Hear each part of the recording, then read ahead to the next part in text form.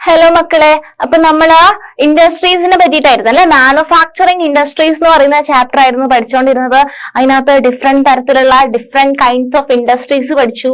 പിന്നെ നമ്മൾ എന്തൊക്കെ ഇൻഡസ്ട്രിയൽ സൈറ്റ് അല്ലെ, ലൊക്കേഷൻ ഓഫ് ഇൻഡസ്ട്രി പഠിച്ചു. പിന്നെ ക്ലാസിഫിക്കേഷൻ ഓഫ് ഇൻഡസ്ട്രീസ് പഠിച്ചു. ഇത്രയും കാര്യങ്ങളാണ് നമ്മൾ ഇതുവരെ ഡിസ്കസ് ചെയ്തത് അല്ലെ. ഇനി നമ്മൾ ഓരോരോ ഇൻഡസ്ട്രീസ് ആയിട്ട് നോക്കാൻ വേണ്ടി പോവുകയാണ്. First, jute textiles. India is the largest producer of raw jute and jute goods and stands at second place as an exporter after Bangladesh. അപ്പം നമ്മള് ഇന്ത്യയില് is the largest producer of raw jute and jute goods അല്ലെ.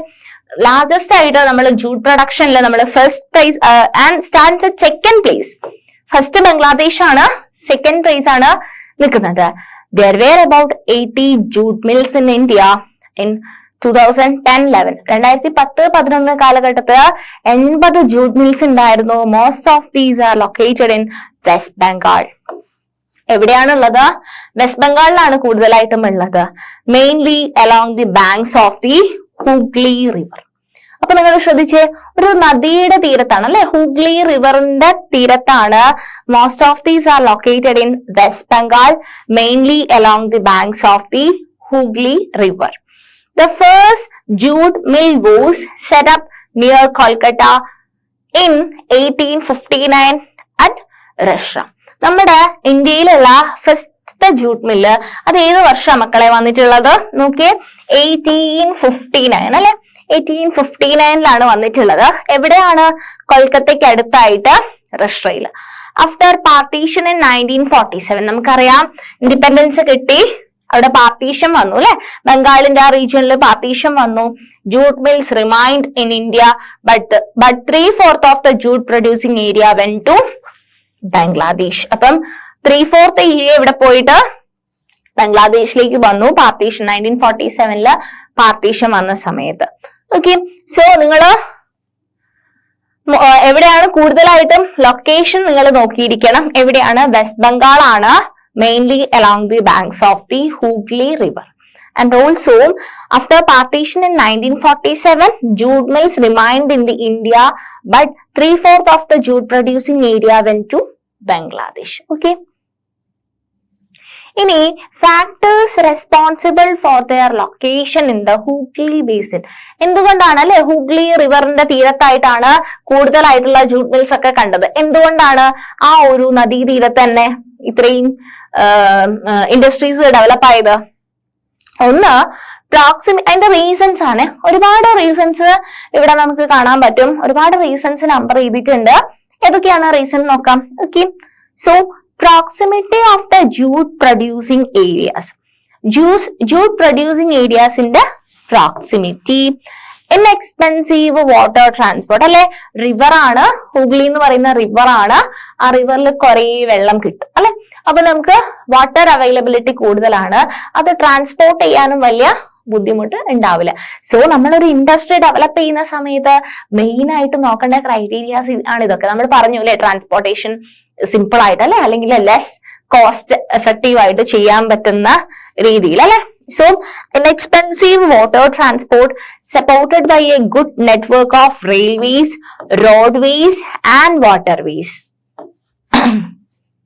Supported by a good network of railways, roadways and waterways to facilitate movement of raw material to the mills. അപ്പം അവിടെ എന്തുണ്ട്? ആ ഒരു ഹൂഗ്ലി റിവറിന്റെ അടുത്ത് എന്തുണ്ട്? ഗുഡ് നെറ്റ്വർക്ക് ഓഫ് റെയിൽവേസ് ഉണ്ട്, roadways ഉണ്ട്, വാട്ടർവേസ് ഉണ്ട്, to facilitate movement of raw material to the mills. പിന്നെ abundant water for processing raw jute അല്ലെ. ഇഷ്ടം പോലെ വെള്ളം കിട്ടും. നമുക്ക് ജൂട്ട് പ്രോസസ് ചെയ്തെടുക്കാൻ വേണ്ടിയിട്ട് വെള്ളത്തിന്റെ അവൈലബിലിറ്റിയും അവിടെ കൂടുതലാണ്. Cheap labor from West Bengal and adjoining states of Bihar, Orissa and Uttar Pradesh. Cheap labor from West Bengal and adjoining states of Bihar, Orissa and Uttar Pradesh. Cheap labor from West Bengal. West Bengalilokke എന്താണ് ചീപ്പ് ആയിട്ട് ലേബേഴ്സിനെ കിട്ടും. And adjoining states of Bihar, Orissa and Uttar Pradesh. Kolkata as a large urban center provides banking, insurance and port facilities. അല്ലെ port facilities ഉണ്ട് for export of jute goods. അപ്പം ഇത്രയും കാര്യങ്ങൾ അവിടെ എന്താണ് ആ ഒരു കൊൽക്കത്ത എന്ന് പറയുന്ന തുറമുഖം അല്ലെങ്കിൽ അവിടെ നല്ലൊരു പോർട്ട് ഫെസിലിറ്റി ഉണ്ട്, അവിടെ കുറെ വെള്ളം അവൈലബിൾ ആണ്, ചീപ്പായിട്ട് ലേബർ കിട്ടും, അവിടെ നന്നായിട്ടുള്ള ഒരു ട്രാൻസ്പോർട്ട് സിസ്റ്റം അല്ലെങ്കിൽ റെയിൽവേ റോഡ്വേസ് ഒക്കെ അവൈലബിൾ ആണ്, ഇൻഎക്സ്പെൻസീവ് ആയിട്ടുള്ള വാട്ടർ ട്രാൻസ്പോർട്ട് ഉണ്ട്, proximity of jute producing areas. അപ്പം ഇത്രയും പോയിന്റ്സ് മസ്റ്റ് ആയിട്ടും മക്കള് ഓർത്ത് വെക്കണം. ഇതൊക്കെ സിമ്പിൾ ആയിട്ടുള്ള പോയിന്റ്സ് ആണ്. ഈ പോയിന്റ്സ് നിങ്ങൾ ഇപ്പൊ പഠിച്ചു കഴിഞ്ഞാൽ നിങ്ങൾക്ക് വേറെയും കുറെ ഇൻഡസ്ട്രീസിന്റെ എക്സാമ്പിൾ പറയുമ്പോൾ നിങ്ങൾക്ക് ഇതുമായിട്ട് എന്ത് ചെയ്യാൻ പറ്റും, കണക്ട് ചെയ്യാൻ വേണ്ടി പറ്റും. സോ നിങ്ങൾ മസ്റ്റ് ആയിട്ടും ഇത്രയും factors responsible for their location in Hooghly basins ഇത് നിങ്ങൾ ഇമ്പോർട്ടന്റ് ആയിട്ട് പഠിക്കേണ്ട കാര്യമാണ്. ഓക്കെ, ഇമ്പോർട്ടന്റ് ആയിട്ട് നോട്ട് ചെയ്ത് വെക്കുക. Proximity of the jute producing areas, inexpensive water transport, supported by a good network of railways, roadways and waterways to facilitate movement of raw material to the mills, abundant water for processing raw jute, cheap labor from West Bengal and adjoining states of Bihar, Odisha and Uttar Pradesh. Kolkata as a large urban center provides banking, insurance and port facilities for export of jute goods. In 2010-11, the jute industry was supporting 3.7 lakh workers directly and another 40 lakhs small and marginal farmers who were engaged in cultivation of jute. Many more people were associated indirectly. അപ്പം ഒരുപാട് ആൾക്കാർക്ക് ജോലിയും കിട്ടുന്നുണ്ട് അല്ലെ. Jute industry was supporting 3.7 lakh workers directly. Direct ആയിട്ട് 3.7 അല്ലെ 3.7 ലക്ഷം ആൾക്കാർക്ക് കൊടുക്കുന്നുണ്ട്. സ്മോൾ മാർജിനൽ ഫാമേഴ്സ് ആയിട്ടുള്ള 40 ലക്ഷം ആൾക്കാർക്ക്. ഇത്രയും നമുക്ക് ഡയറക്റ്റ് ആയിട്ട് പറയാൻ പറ്റും. ഇൻഡയറക്റ്റ് ആയിട്ടും ആ ഒരു ഫീൽഡിൽ വർക്ക് ചെയ്യുന്ന ഒരുപാട് ആൾക്കാർക്ക് എന്ത് കൊടുക്കുന്നുണ്ട്, ജോബ് കൊടുക്കുന്നുണ്ട്. അപ്പൊ നല്ലൊരു എംപ്ലോയ്മെന്റ് ഓപ്പർച്യൂണിറ്റി അല്ലെ.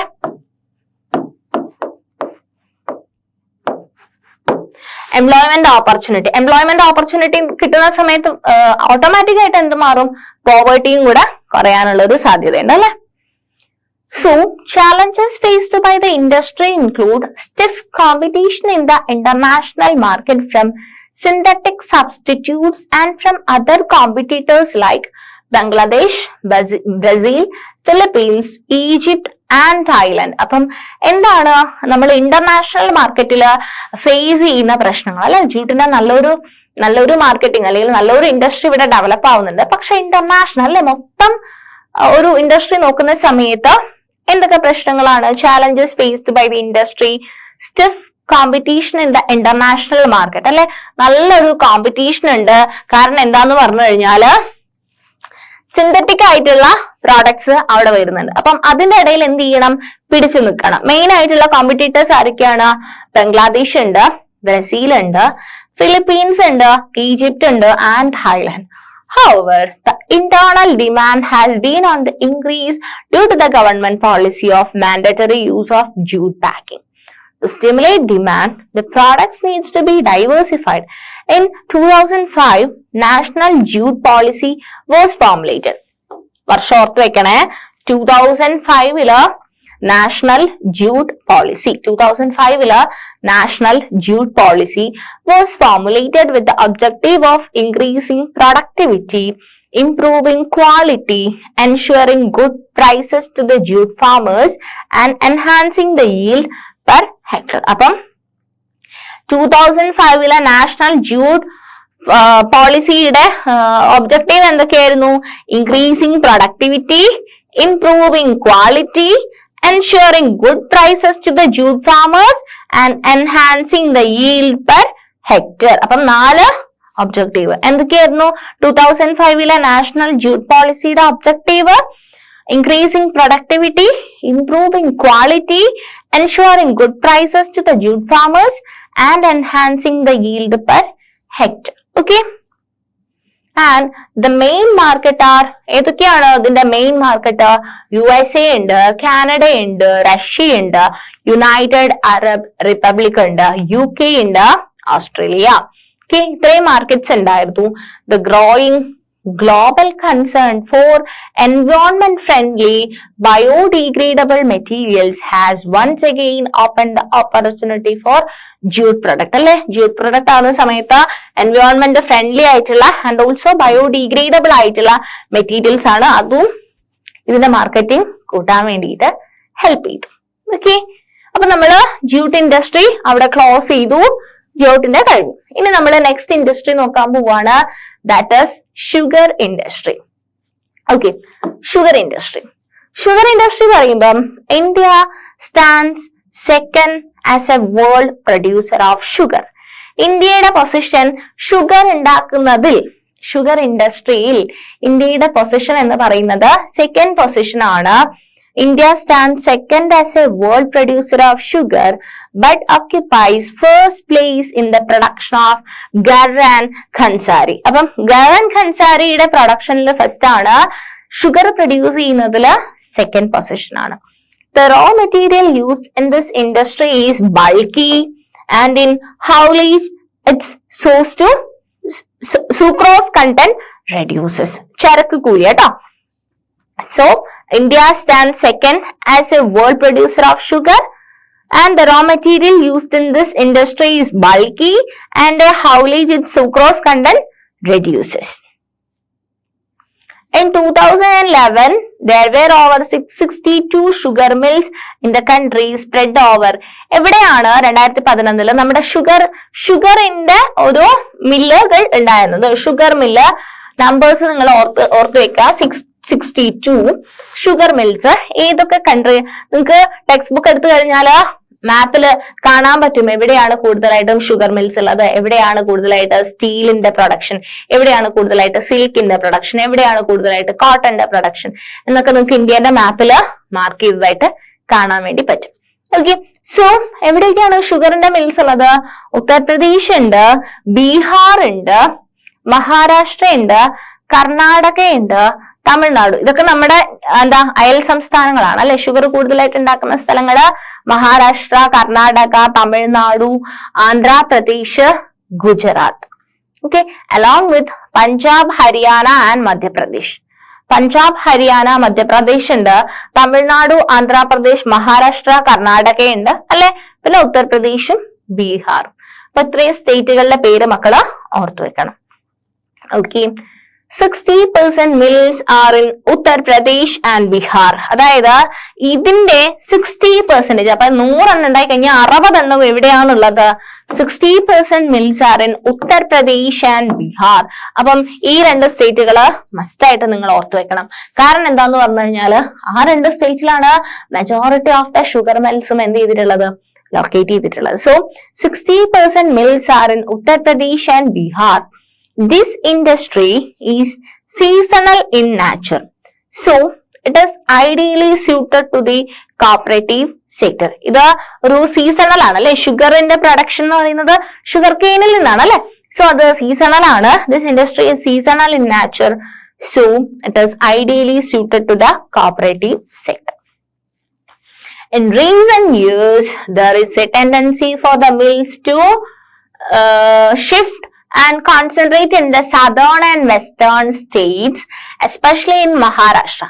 ഇപ്പം റീസെന്റ് ആയിട്ട് ഈ ഷുഗർ മിൽസ് മാറ്റിയിട്ട് സദേൺ ആൻഡ് വെസ്റ്റേൺ സ്റ്റേറ്റില് മാറ്റാനുള്ള ലൈക്ക് മഹാരാഷ്ട്ര പോലെയുള്ള ഈ സദേൺ വെസ്റ്റേൺ അല്ലെ സദേൺ വെസ്റ്റേൺ എന്ന് പറയുമ്പോൾ ഇത് ഇന്ത്യ ആണെന്നുണ്ടെങ്കിൽ അല്ലെ ഈ ഒരു ഓൾമോസ്റ്റ് ആണ് ഇങ്ങനെയല്ല ഇന്ത്യ ചെയ്യുന്നത് പക്ഷെ ഞാൻ കാണിച്ചിരുന്നു ഇത് ഇന്ത്യ ആണെന്നുണ്ടെങ്കിൽ ഇതിന്റെ സദേൺ ഇവിടെയാണ് അല്ലെ വെസ്റ്റേൺ പോർഷൻ ഇവിടെയാണ് അപ്പം ഈ ഒരു ഏരിയ കോൺസെൻട്രേറ്റ് ചെയ്തിട്ട് സദേൺ വെസ്റ്റേൺ ഏരിയ ഇത്രയും ഭാഗങ്ങള് ഈ ഒരു ഏരിയ ഫോക്കസ് ചെയ്തിട്ടാണ് ഇപ്പം ഷുഗർ മിൽസ് വരുന്നത് അതിന്റെ റീസൺ എന്ന് പറയുന്നത് the cane produced here has a higher sucrose content okay ആ പോയിന്റ് നിങ്ങൾ നേരത്തെ ലൊക്കേഷൻ ഓഫ് ഹൂഗ്ലി പറഞ്ഞില്ലേ അതുപോലെ തന്നെ നിങ്ങൾ ഇത്രയും പോയിന്റ്സ് നിങ്ങൾ പഠിച്ചു വെക്കണം ഓക്കെ സോ എന്തുകൊണ്ടാണ് this is because the cane produced here has a higher sucrose content ഇവിടെ പ്രൊഡ്യൂസ് ചെയ്യുന്ന കെയിനിന് നല്ലൊരു സൂക്രോസ് കണ്ടന്റ് ഉണ്ട് and the cooler climate also ensures a longer crushing season okay cooler ആയിട്ടുള്ള climate ensures a longer crushing season, അല്ലെ, crush ചെയ്തെടുക്കണം. And cooperatives are more successful in these stage. ഇവിടുത്തെ cooperatives കുറച്ചും കൂടി success ആണ്. അപ്പം ഈ 3 കാര്യങ്ങൾ, cane produced here has a higher sucrose content. sucrose content കൂടുമ്പോഴാണ് നമുക്ക് കിട്ടുന്നതല്ലേ, ഷുഗർ ആയിട്ടല്ലേ കിട്ടേണ്ടത്. യെസ്. The cooler climate, അല്ലെ, തണുത്ത ഒരു climate, cooler climate also ensures a longer crushing season. Cooperatives are more successful in these states. 3 കാര്യങ്ങൾ. Major challenges include the seasonal nature of the industry, old and inefficient methods of production, transport delay in reaching cane to factories, and the need to maximize the use of baggage. അപ്പം ഇതിന്റെ ചാലഞ്ചസും നിങ്ങൾ എന്ത് ചെയ്ത് വെക്കുക, ഓർത്തു വെക്കുക. ചാലഞ്ചസും ഓർത്തു വെക്കുക. ഷുഗർ ഇൻഡസ്ട്രിയുടെ challenges, sugar industry southern western റീജിയനിൽ കൊണ്ടുവരുന്നു ആൻഡ് അതിന്റെ ചാലഞ്ചസ് ഏതൊക്കെയാണ്? Seasonal nature of the industry, അല്ലെ, സീസണൽ ആയിട്ടുള്ള ഒരു ഇതാണ്. And old and inefficient methods of production, അല്ലെ, ഓരോന്നിനും എന്താണ് അഡ്വാൻസ്, നമ്മൾ സിസ്റ്റം അഡ്വാൻസ് ആവുന്നതിനനുസരിച്ച് അല്ലെങ്കിൽ ടെക്നോളജി അഡ്വാൻസ് ആവുന്നതിനനുസരിച്ച് നമ്മൾ ഉണ്ടാക്കുന്ന പ്രോഡക്ട്സിൽ അല്ലെങ്കിൽ അതിന്റെ മെത്തേഡ്സിലൊക്കെ എന്ത് ചെയ്യണം, ഒരു ചേഞ്ചസ് അനിവാര്യമാണ്. പക്ഷെ നമ്മള് old and inefficient methods of production തന്നെ ഇന്നും കീപ്പ് ചെയ്ത് കഴിഞ്ഞാൽ നമുക്ക് നല്ലൊരു yield, നല്ലൊരു ഏർണിംഗ് കിട്ടണമെന്നില്ല. And transport delay in reaching cane to factories and the need to maximise the use of package. 4 കാര്യങ്ങൾ. സോ ഇത്രയും കാര്യങ്ങളാണ് നമുക്ക് ഈ ഒരു സെഷനിൽ ഡിസ്കസ് ചെയ്യാനുള്ളത്.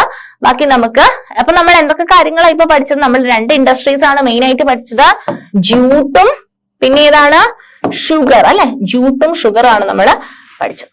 ഓക്കെ, സോ ബാക്കിയുള്ള കാര്യങ്ങൾ നമുക്ക് നെക്സ്റ്റ് വേറൊരു സെഷനിൽ ഡിസ്കസ് ചെയ്യാം. Thank you.